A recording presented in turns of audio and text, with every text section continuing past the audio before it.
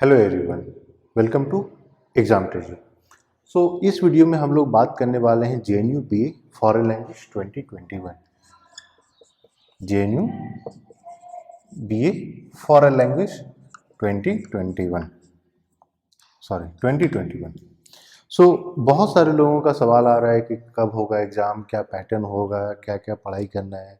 तो वो हम लोग सेपरेटली एक डिफरेंट वीडियो में डील करेंगे। लेकिन आज के वीडियो में हम लोग बात करने वाले हैं जितने भी स्टूडेंट्स अभी अपना प्रिपरेशन स्टार्ट कर दिए हैं। तो एक बार जब उनसे हम लोग बात करते हैं, पूछते हैं कि किस तरीके से आप प्रिपरेशन कर रहे हैं, क्या क्या टॉपिक्स को पढ़ रहे हैं, तो एक जिसमें हम लोग ने सबसे ज़्यादा जो प्रॉब्लम देखी है वो है इंग्लिश में।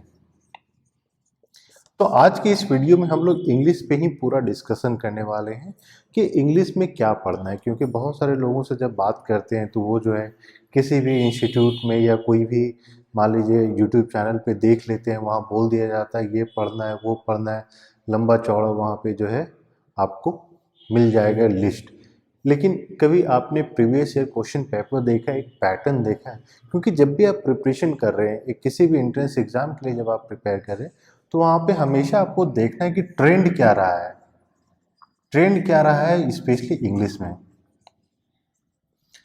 मैं इंग्लिश की बातें क्यों कर रहा हूँ, क्योंकि लास्ट ईयर जब हम लोग ने देखा था 2020 का जो एग्ज़ाम हुआ था, बहुत सारे ऐसे बच्चे थे जिन्होंने काफ़ी ज़्यादा स्कोर किया था, जिनका एडमिशन नहीं हो पाया। So there were many student जिनका स्कोर जो है अराउंड 70 के अराउंड था। अब उन लोगों ने क्लस्टर फर्स्ट के लिए अप्लाई कर दिया था, यानी जो 4 यूरोपियन लैंग्वेज है उनके लिए अप्लाई किया था। तो अब 70 मार्क्स में तो उनका एडमिशन नहीं हो पाएगा। लेकिन फिर हम लोगों ने ये एक काम किया कि सारे लोगों का, जितने बहुत सारे बच्चों का हम लोगों ने जो रिस्पॉन्स सीट होता है वो मंगवाया, और उसको फिर हम लोगों ने अपने एंड से एनालाइज किया। तो अगर 2020 की हम लोग बात करें तो 2020 में अराउंड रफली 60 क्वेश्चंस आपके जीके से आए थे इंक्लूडिंग इंडिया, 25 क्वेश्चंस आपके इंग्लिश के थे और 15 क्वेश्चंस आपके रीजनिंग के थे। इस 25 क्वेश्चन में अगर आप देखिएगा तो जो डोमिनेंट, जो सबसे बड़ा पोर्शन था वो था कॉम्प्रिहेंशन। कॉम्प्रिहेंशन से किसी भी डिफरेंट टॉपिक्स को अगर आप देखेंगे तो कॉम्प्रिहेंशन में सबसे ज़्यादा क्वेश्चन पूछे गए थे। अब इम्पोर्टेंट कौन कौन सा टॉपिक हो जाता है, क्योंकि जो चीज़ें हम लोगों ने देखी कि एक जैसे आज ही एक का कॉल आया, उन्होंने बोला कि सर इंग्लिश में क्या क्या पढ़नी है। तो मैंने उनको 2-3 इम्पॉर्टेंट पॉइंट जो टॉपिक कवर अप करना, उन्होंने बोला कि सर इस वेबसाइट पे तो इतने सारा सिलेबस दे रखा है, आप इतना ही बोल रहे हैं। मैंने उनसे पूछा कि एक बात बताइए, आपने JNU की वेबसाइट पे सिलेबस देखा है? उन्होंने बोला नहीं। मैंने उनसे पूछा कि आपने JNU का लास्ट 10 ईयर्स क्वेश्चन पेपर देखा है?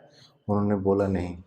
तब फिर मैंने उनसे पूछा कि आप जो है लास्ट 10 ईयर्स का क्वेश्चन लिखिए, निकालिए, और जो सिलेबस आपने डिफाइन किया है, उन्होंने करीब करीब अराउंड 10 या 12 टॉपिक्स बताए थे।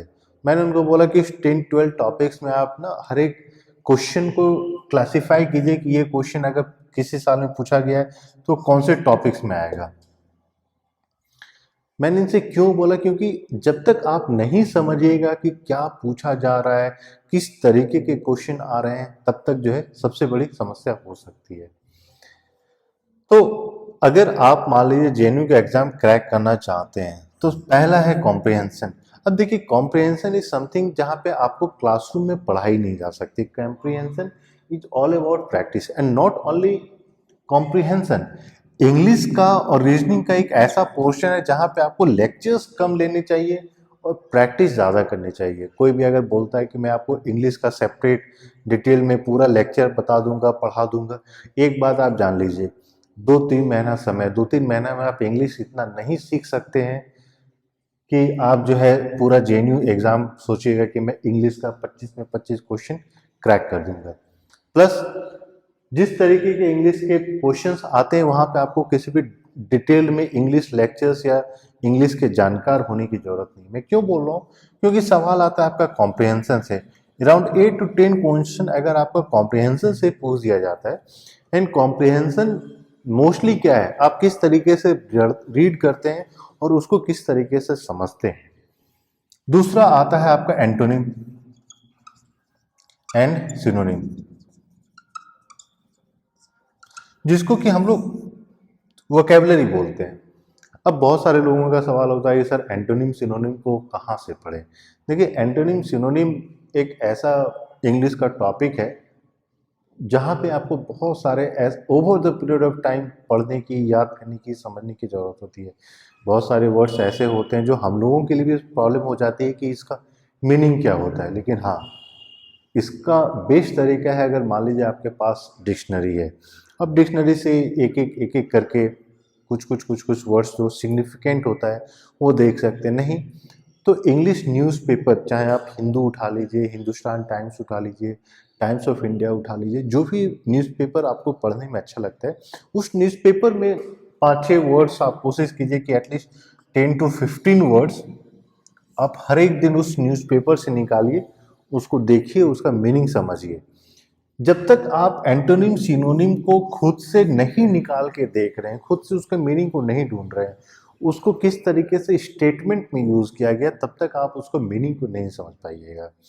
और आगे चल के हम लोग आपको नेक्स्ट वीडियो में अलग ही वीडियो में बताएंगे कि एंटोनिम सिनोनिम को जब भी आप सॉल्व करना चाहते हैं तो एलिमिनेशन मेथड से किस तरीके से आप एग्जैक्टली करेक्ट आंसर तो नहीं, लेकिन करेक्ट आंसर तक आप किस तरीके से अप्रोच कर सकते हैं, क्योंकि अप्रोच भी करेक्ट होना चाहिए।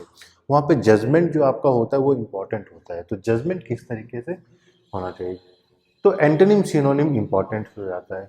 उसके बाद इम्पॉर्टेंट हो जाता है एडम्स एंड फ्रेजेस, क्योंकि ये कुछ कुछ ऐसे टॉपिक्स हैं जहाँ पे आपको याद ही करना है। एडम्स एंड फ्रेजेस में कुछ समझने वाली चीज़ नहीं है, उसमें आपको एडम्स एंड फ्रेजेस दे दिया जाएगा, 4 ऑप्शन दे दिया जाएगा और आपको बोला जाएगा कि इसका मीनिंग क्या हो सकता है। तो ये हो गया। अब एक जगह है जहाँ पे आपको जो है कुछ कुछ ग्रामर्स की ज़रूरत होती है, वो है fill in the blanks. Fill in the blanks. दूसरा होता है सेंटेंस इम्प्रूवमेंट। तो बस ये दोनों ऐसा टॉपिक है जहां पे आप बोल सकते हैं कि कुछ कुछ ग्रामर्स का यूज आपको पड़ेगा। तो अब फिल इन द ब्लैंक्स में अगर आप देखिएगा तो बहुत बार ऐसा होता है कि जब भी fill in the blanks use किया जाता है, जैसे मान लीजिए रमेश बोर्डेड, ठीक है। अब द बस लिख दिया गया है, यहाँ पे ऑन कर दिया गया है, यहाँ पे इनटू, इन, बाय। अब यहाँ पे बोल दिया जाएगा कि यहाँ पे आपको कौन सा चूज करना है। तो मान लीजिए कहीं कहीं इस टाइप के क्वेश्चंस आते हैं जहाँ पे आपको fill in the blanks use करना पड़ता है, लेकिन बहुत सारे ऐसे भी वर्ड्स होते हैं। फिल इन द ब्लैंक्स में भी 2 टाइप का फिल इन द ब्लैंक्स होता है, पता नहीं आप लोग कितने लोग जानते हैं। एक तो जैसे मान लीजिए आपका दे दिया गया कि इन टर्म्स ऑफ ग्रामेटिकल आप किस तरीके से उसको करेक्ट वर्ड्स को चुनते हैं, लेकिन एक तरीका ये भी है जहाँ पे आपको बोर्डेड की जगह पे आपको fill in the blanks fill up करना है, चूज करना है। जैसे बोर्डेड या बोर्ड कर दिया गया है, क्लाइंब, ठीक है। अब यहाँ पे आपको चूज करना है कि बोर्ड होगा, बस को हम लोग बोर्ड करते हैं या बस को हम लोग क्लाइंब करते हैं। तो ये एक अलग ही kind of fill in the blanks हो गया, इसमें फिर आपका ग्रामर का यूज नहीं होता है। इसीलिए मैंने आपको बोला कि जहाँ तक ग्रामर की बात है, जेएनयू एंट्रेंस एग्जाम में ग्रामर बहुत ही कम देखा जाता है। और ये क्यों कम देखा जाता है, क्योंकि वहाँ पे आपको फॉरेन लैंग्वेज सिखाया जा रहा है। फॉरेन लैंग्वेज के लिए अब इंग्लिश फॉर लैंग्वेज वहाँ पे नहीं सिखाई जाती है, वहाँ पे आपको फॉरेन कंट्रीज़ के लैंग्वेज पढ़ाए जाते हैं।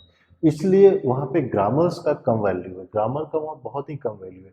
लेकिन बहुत सारे बच्चे परेशान हो जाते हैं कि इंग्लिश हम किस तरीके से कवर करेंगे, कोप अप करेंगे, क्यों? क्योंकि उनको लगता है कि इंग्लिश में तो 25 क्वेश्चन आ जाएगा। और इस चक्कर में उनका ऑब्जेक्टिव क्या होता है कि सबसे पहले मुझे 60 मार्क्स का जो जीके होता है उसको किस तरीके से कंप्लीट किया जाए, और वो लोग इंग्लिश को टोटली इग्नोर कर देते हैं। लेकिन अगर आप जेन्युइन एंट्रेंस एग्जाम को क्रैक करना चाहते हैं तो आप इंग्लिश को इग्नोर नहीं कर सकते हैं। एक उसके बाद आ जाता है सेंटेंस इम्प्रूवमेंट। तो सेंटेंस इम्प्रूवमेंट का भी वही स्ट्रक्चर होता है, वहाँ पे भी थोड़े थोड़े ग्रामर्स का यूज होता है, लेकिन बहुत बार सेंटेंस इम्प्रूवमेंट में लास्ट 10 ईयर्स में भी हम लोगों ने ये देखा है कि मान लीजिए जहाँ पे बोर्ड होना चाहिए वहाँ पे क्लाइंट वर्ड का यूज किया गया है, वहाँ पे फिर आपसे बोल दिया जाएगा कि आपको इंटरचेंज करना है। एक तरीके का और जो क्वेश्चन आता है वो है सेंटेंस फॉर्मेशन। सेंटेंस फॉर्मेशन जहां पे एक ही सेंटेंस को अलग अलग पार्ट में डिवाइड कर दिया जाता है, या एक ही सेंटेंस के को अलग अलग पार्ट में डालकर उसको जंबल कर दिया जाता है।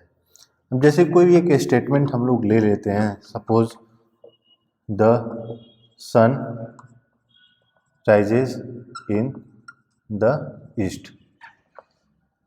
अब जैसे मान लीजिए ये एक क्वेश्चन हो गया, तो इसी क्वेश्चन में हम लोग इसी को ब्रेक करके बताएंगे कि अलग अलग ढंग से आप लोग कैसे देख सकते हैं। तो मान लीजिए हम लोग एक काम करते हैं, इसी क्वेश्चन को अलग अलग पार्ट में देखते हैं। सपोज कीजिए the sun rises in the east, ठीक है। अब फिल इन द ब्लैंक्स का अगर क्वेश्चन होगा, अगर मान लीजिए fill in the blanks type का अगर क्वेश्चन पूछा जा रहा है, फिल इन द ब्लैंक्स, तो यहां पे मान लीजिए इस जगह पे यहां पे इन लोगों ने ब्लैंक कर दिया, तो ये मान लीजिए हो गया fill in the blanks type का क्वेश्चन। लेकिन वहीं पे जो मैंने आपको इम्प्रूवमेंट करने की जो बात बोली थी कि जहां पे आपका सेंटेंस इम्प्रूवमेंट या स्पॉटिंग एरर काइंड ऑफ, अगर हम लोग स्पॉटिंग एरर की बात करते हैं, तो जैसे the sun rises in the east हो जाता है, यहां पे दे दिया जाएगा sun rises on the east, तो आपको पता चल जाएगा कि ऑन है तो वहां पे स्पॉटिंग एरर है। तो उस तरीके से तो एक चीज आपको देखना है कि फिल इन द ब्लैंक्स का ही एक आप बोल सकते हैं कि डिफरेंट वर्जन होता है स्पॉटिंग एरर, जहाँ पे गलती होती है वहां पे वो लोग जो है इंटरचेंज कर देते हैं, रिप्लेस कर देते हैं। और यहीं पे जो सेंटेंस इम्प्रूवमेंट की बात होती है, तो सेंटेंस इम्प्रूवमेंट में यूजुअली क्या होता है कि ये जो इनकरेक्ट है वो दे दिया जाता है, करेक्ट ऑप्शन चूज करने के लिए दिया जाता है। लेकिन अगर हम लोग सेंटेंस फॉर्मेशन की बात करें, तो उस केस में क्या होगा कि the sun rises in the east को ये लोग कर देंगे, मान लीजिए राइजेज इन, एक ए कर दिया राइजेज इन, अब बी कर दिया जाएगा द सन, ठीक है। अब सी कर दिया जाएगा द ईस्ट। अब आपको बोला जाएगा कि ए बी सी को करेक्ट फॉर्म में अरेंज करना है, एक सेंटेंस के फॉर्म में अरेंज करना है, तो ये एक तरीका हो जाता है। तो यूजुअली जो क्वेश्चंस पूछे जाते हैं जेएनयू एंट्रेंस एग्जाम में, इसका फॉर्मेट इससे ज़्यादा वैरी नहीं करेगा, इससे ज़्यादा अलग नहीं होता है। तो उस चीज़ को अगर आप लोग देखिएगा तो एक हम लोगों ने क्या क्या देख लिया, कॉम्प्रिहेंशन या पैसेज, एंटोनिम एंड सिनोनिम हो गया आपका, एडम्स एंड फ्रेजेज हो गया आपका, फिल इन द ब्लैंक्स हो गया आपका, मान लीजिए स्पॉटिंग एरर हो गया, सेंटेंस इम्प्रूवमेंट हो गया आपका, या फिर मान लीजिए अरेंजमेंट, या फिर आप उसको बोल सकते हैं कि सेंटेंस फॉर्मेशन। तो 1 2 3 4 5 6 7, तो यूजुअली जो पूरा इंग्लिश का पैटर्न है, जो जेन्यू इंग्लिश का पैटर्न है, वो इसी 7 to 8 पैटर्न में वेरी करता है। अब बहुत सारे लोग का सवाल है, अब वो लोग लंबे लंबे चौड़े चौड़े वर्ड्स यूज करेंगे, सर प्रीपोजिशन होना चाहिए, टेंसेस होना चाहिए। अब उनको खुद नहीं पता है कि प्रीपोजिशन क्या होती है, प्रीपोजिशन का यूज़ क्या होता है, लेकिन हाँ अब उन्होंने किसी वेबसाइट पे देख लिया कि प्रीपोजिशन होगा। अब बहुत बार ऐसा भी हम लोगों ने देखा है कि सिलेबस का कहीं ठिकाना है ही नहीं, लेकिन वो लोग कुछ कुछ वेबसाइट्स या यूट्यूब चैनल्स अपना ही सिलेबस क्रिएट कर देते हैं, तो निकल जाते हैं। हाँ, इसमें ये हो सकता है कि आगे पीछे एक दो और तरीका बदल जाता है, लेकिन इसका ये मतलब ये नहीं होता है कि प्रोपोजिशन, एंटोनिम, एडजेक्टिव, टेंसेस अब एक ने बोला कि sir active and passive voice. मैंने उनसे पूछा कि यार एक्टिव एंड पैसिव वॉइस होता है क्या? बोला सर वो तो मुझे नहीं पता, लेकिन ये कहाँ से पढ़े? तो ये सब समस्या आती है, तो इन सारी समस्याओं को आपको ध्यान देना है। आप जब भी प्रिपरेशन कर रहे हैं इंग्लिश का, तो आपको ध्यान रखना है कि इंग्लिश में 25 क्वेश्चन पूछे जाएंगे। उस 25 क्वेश्चन, और यही 25 क्वेश्चन आपका डिटरमेंटल होता है। डिटरमेंटल इन द सेंस कि वही 25 क्वेश्चन डिटरमाइन करता है कि आपका एंट्रेंस एग्जाम क्रैक होगा या नहीं होगा। क्योंकि अगर आप कट ऑफ देखिएगा तो 80, आपको एटलीस्ट अगर आप 80 ला रहे हैं तो मान लीजिए एडमिशन हो सकता है। जरूरी नहीं है कि 80 में एडमिशन हो ही जाएगा, आपकी यूरोपियन लैंग्वेज है, लेकिन कोशिश करनी है। अब 80 लाने के लिए अगर आप डिफ्रेंशिएट करते हैं अलग अलग पॉइंट्स में, तो 60, 25, 15, तो 6 आपके टोटल जो क्वेश्चंस हो जाते हैं वो 60, 25, 15, और आपको स्कोर करना है 80। अब मान लीजिए 60 में एटलीस्ट आपको 50 स्कोर करना ही पड़ेगा। 25 में अगर आप देखते हैं तो एटलीस्ट 20 स्कोर करना पड़ेगा, 15 में एटलीस्ट 10 स्कोर करना पड़ेगा, तभी तो आप 80 आपका स्कोर पहुंचेगा। तो 5 क्वेश्चन भी गलत करना यहाँ पे थोड़ा सा मुश्किल हो सकता है, इसलिए मैंने बोला। और इस चीज़ को आपको हमेशा, इस जो बॉक्स है, ये मैट्रिक्स है, इसको आपको हमेशा ध्यान में रखना है कि आपको किस तरीके से किस सेक्शन में कितना मिनिमम स्कोर करना ही करना है। क्योंकि जब तक आप मिनिमम लेके नहीं चलिएगा तो एंट्रेंस एग्जाम को क्रैक करने में दिक्कत होगी। और इसीलिए शायद हम लोग जब भी जो क्लासेस में तैयारी करा रहे हैं सारे बच्चों को, हम लोग हर एक दिन इंग्लिश का प्रैक्टिस और रीजनिंग का प्रैक्टिस कराते हैं। क्योंकि English and reasoning is all about practice. Reasoning के लिए आपको सफिशिएंट टाइम मिलता है, बैठ के प्रैक्टिस कीजिए वहाँ पे। अब रीजनिंग में एक फ़ायदा क्या है कि आपको पता है कि उसी में से एक करेक्ट आंसर है। अब अलग अलग तरीके से आप उस आंसर तक पहुँच जाते हैं तो अच्छी बात है। तो इसलिए हम लोग रीजनिंग में हर सभी बच्चों को प्रैक्टिस करा रहे हैं। लास्ट ईयर भी 2020 के एंट्रेंस एग्ज़ाम में स्टूडेंट्स को फ़ायदा हुआ था, और जितना हम लोग लास्ट टाइम कराए थे उससे कहीं 10 टाइम ज़्यादा हम लोग इस बार करा रहे हैं। क्योंकि लास्ट टाइम हम लोग हर एक दिन प्रैक्टिस नहीं करा रहे थे, लेकिन इस बार 2021 के लिए हम लोग इंग्लिश और रीजनिंग का हर एक दिन प्रैक्टिस करा रहे हैं। तो जितने बच्चे आप लोग ज्वाइन करना चाहते हैं तो अभी भी क्लासेस ज्वाइन कर सकते हैं, या फिर मान लीजिए नहीं भी क्लासेस ज्वाइन करनी है, फिर भी आपको कोई भी इंफॉर्मेशन चाहिए तो आप हम लोग को कॉल या मैसेज कर सकते हैं। और जो हम लोग का नंबर है वो वीडियो के डिस्क्रिप्शन में दिया हुआ है, और इसके साथ साथ ही एक फॉर्म भी दिया हुआ है जिसको आप फिलअप कर सकते हैं। और आपको कोई भी समस्या होती है तो आप लोग पूछ सकते हैं, और क्लासेस ज्वाइन करनी है तो उसके लिए भी फॉर्म फिलअप आप लोग कर सकते हैं। So thank you and all the best, and कोई भी दिक्कत आती है तो you can give us A call. Thank you.